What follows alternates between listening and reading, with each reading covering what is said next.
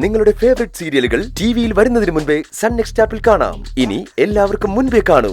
ഇപ്പോൾ തന്നെ sun next app download ചെയ്ത് സബ്സ്ക്രൈബ് ചെയ്യൂ. ഞാൻ എടുത്തുതരാന്ന് പറഞ്ഞല്ലേ?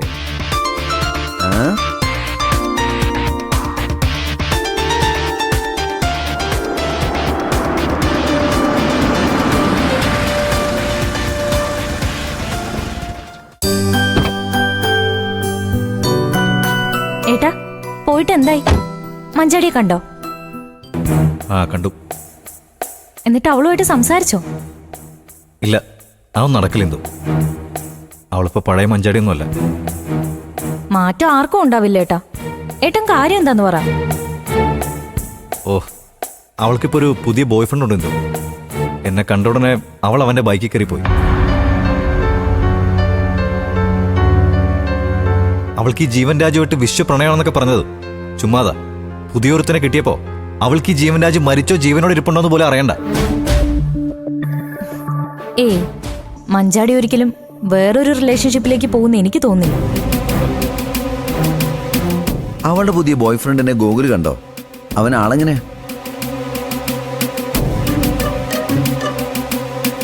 അവന്റെ മുഖമൊന്നും ഞാൻ കണ്ടില്ല. ഹെൽമെറ്റ് ഉണ്ടായിരുന്നു. എങ്കിലേ അത് ചിലപ്പോൾ അവൻ തന്നെ ആയിരിക്കും, ജീവൻ രാജ്. എനിക്കും അത് തന്നെയാ തോന്നുന്നത്. ഏട്ടന്റെ മുന്നിൽ വെച്ച ജീവൻ രാജിന്റെ കൂടെ അല്ലാതെ അത്ര ധൈര്യത്തിൽ അവള് പോവില്ല. ബോഡി ലാംഗ്വേജ് ഒക്കെ വെച്ച് നോക്കുമ്പോ അവനെ പോലെ തന്നെ ഉണ്ട്. വേണമെങ്കിൽ അന്വേഷിച്ച് നോക്കാം. ഇനി അന്വേഷിച്ചിട്ട് എന്താ ഗോകുലേ? അവൾ എൻഗേജഡ് അല്ലേ? ഇനി അവളെ അവളുടെ വഴിക്ക് വിട്ടേക്ക്. അതത്രേ ഉള്ളൂ. ഞാൻ അവനെ കുറിച്ച് അന്വേഷിക്കാൻ പറഞ്ഞത് അനന്തമാഷിന് ഇൻഫോർമേഷൻ കൊടുക്കാലോ എന്ന് കരുതിയ.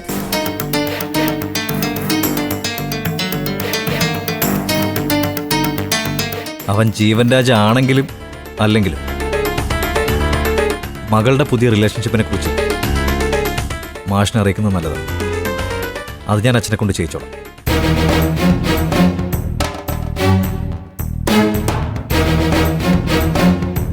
ആ പ്രതീക്ഷയില്ലാണ്ടായി.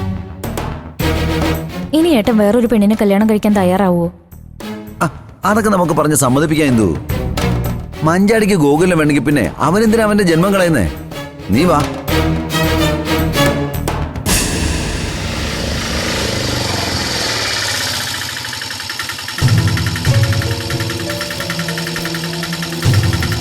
എത്ര? 100.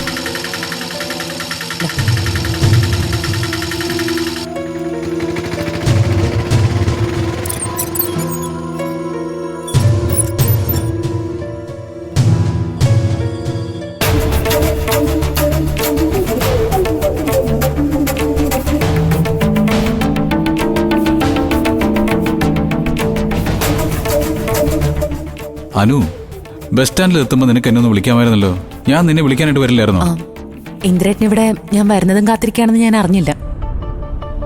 നീ പുറപ്പെട്ടിട്ടുണ്ടെന്ന് അച്ഛൻ വിളിച്ച് പറഞ്ഞാൽ പിന്നെ ഞാൻ കാത്തിരിക്കണ്ടേ? അതെങ്ങനെയാ? ഞാൻ വിളിച്ചാൽ നീ ഫോൺ എടുക്കില്ലല്ലോ. അതുകൊണ്ടാ എവിടെ എത്തിയെന്ന് വിളിച്ചു ചോദിക്കാറുന്നത്. ഇന്ദ്രേട്ടൻ എന്താ സ്വന്തം വീട്ടിൽ നിന്ന് ഇങ്ങോട്ടേക്ക് താമസം മാറിയത്? അതുകൊണ്ടല്ലേ ചീരുവിന്റെയും കുഞ്ഞിന്റെയും കാര്യങ്ങൾ നോക്കാൻ പോയ എനിക്ക് പെട്ടെന്ന് ഇങ്ങോട്ട് വരേണ്ടി വന്നത്. അതിന് നിന്നോട് ഇങ്ങോട്ട് വരണമെന്ന് ഞാൻ പറഞ്ഞോ? എനിക്ക് പറയാനുള്ളത് കേൾക്കാൻ പോലും നീ തയ്യാറായില്ലല്ലോ. അത് തിരക്കിനിടയിൽ ഫോൺ എടുക്കാൻ പറ്റിയില്ല. ഇന്ദ്രേട്ടനെ ഏൽപ്പിച്ച കാര്യങ്ങളൊക്കെ അച്ഛൻ എന്നോട് പറഞ്ഞു. ഇന്ദ്രേട്ടൻ അവിടുന്ന് പെട്ടെന്ന് ഇങ്ങോട്ട് താമസം മാറ്റിയത് അമ്മ അവിടെ സുഖമായിട്ട് ജീവിച്ചോട്ടെന്ന് കരുതിയാവോ അല്ലേ? ഓ, കൊള്ളാം. അങ്ങനെയാണോ നീ കരുതിയിരിക്കുന്നേ? പക്ഷെ ഞാൻ ചിന്തിച്ചത് ആ വീട്ടിൽ നിന്ന് മാറിയാ നമുക്ക് സ്വസ്ഥമായിട്ട് ജീവിക്കാവുന്ന. ഇങ്ങനൊരു വീട് ഇവിടെ ഇല്ലായിരുന്നെങ്കിൽ ഇന്ദ്രേട്ടൻ അങ്ങനെ ചിന്തിക്കാൻ തോന്നുമായിരുന്നു. പണ്ട് അമ്മയുടെ ഇടയിൽ കിടന്ന് ഞാൻ കഷ്ടപ്പെടുമ്പോഴൊന്നും ഇന്ദ്രേട്ടൻ എന്നെ കൊണ്ട് മാറി താമസിക്കാനൊന്നും തോന്നിയിട്ടില്ല. അന്ന് അമ്മ ജയിച്ചു നിൽക്കുന്ന സമയമായിരുന്നല്ലോ. ഇന്ന് അമ്മ എന്റെ മുന്നിൽ തോറ്റുപോകുമെന്ന് തോന്നിയിട്ടായിരിക്കും അമ്മയെ രക്ഷിക്കാൻ വേണ്ടി എന്നെ മാറ്റി നിർത്തുന്നത്. അനു, നീ വെറുതെ കാര്യം അറിയാതെ സംസാരിക്കരുത്. അല്ല, ഇവിടുന്ന് പഞ്ചരത്നത്തിലേക്ക് പോയപ്പോഴേക്കും നിനക്ക് എന്താ പറ്റിയേ? എനിക്കൊന്നും പറ്റിയിട്ടില്ല ഇന്ദ്രേട്ടാ. ഞാനൊന്നും അറിയാതെയല്ല സംസാരിക്കുന്നത്. എല്ലാം അറിഞ്ഞുകൊണ്ട് തന്നെയാ. നീ എന്തറിഞ്ഞു? അമ്മ ജയിലിൽ നിന്ന് ഇറങ്ങിയത് എങ്ങനെയാണെന്നും ഇന്ദ്രേട്ടൻ വീട് ഒഴിഞ്ഞു കൊടുത്തത് എന്തിനാണെന്നൊക്കെ. എന്തിനാ? ഞാൻ ചിന്തിക്കാത്ത കാര്യങ്ങൾ നീ മനസ്സിൽ സങ്കല്പിച്ചിട്ടുണ്ടെങ്കിൽ അത് നീ പറ, ഞാനും കൂടെ അറിയട്ടെ. വേണ്ട, ഞാൻ സങ്കല്പിച്ചതും ഇന്ദ്രേട്ടൻ ചിന്തിച്ചതൊക്കെ അവിടെ നിൽക്കട്ടെ. ഞാൻ ഇപ്പൊ വന്നത് ഈ വീട്ടിൽ താമസിക്കാനല്ല,